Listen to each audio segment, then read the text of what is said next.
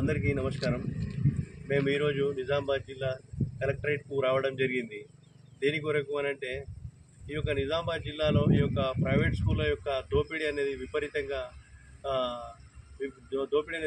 జరుగుతుంది. ఏ విధంగా 1962 విద్యా యాక్ట్ చట్టం ప్రకారం ప్రతి ఒక్క ప్రైవేట్ పాఠశాలలో ఈ యొక్క ఫీజుల యొక్క పట్టికను అక్కడ ప్రదర్శించాలని, మరియు ఎక్కువ మొత్తంలో స్కూల్ బుక్స్ అంటూ మరియు ఈ యొక్క వేరే అదర్ మెటీరియల్స్ అంటూ ఎక్కువ మొత్తంలో ఫీజులు వసూలు చేస్తున్నారు. కాబట్టి దీనిపైన మేము ఈరోజు కలెక్టర్ గారికి ఇక్కడ వినతి పత్రం ఇవ్వడం జరిగింది. అడిషనల్ కలెక్టర్ అంకిత్ గారికి మేము ఈరోజు వినతి పత్రం ఇవ్వడం జరిగింది. అంతేకాకుండా ఈ యొక్క ప్రభుత్వ పాఠశాలలో కూడా సరైన వసతులు లేక విద్యార్థులు చాలా ఇబ్బందులు గురవుతున్నారు.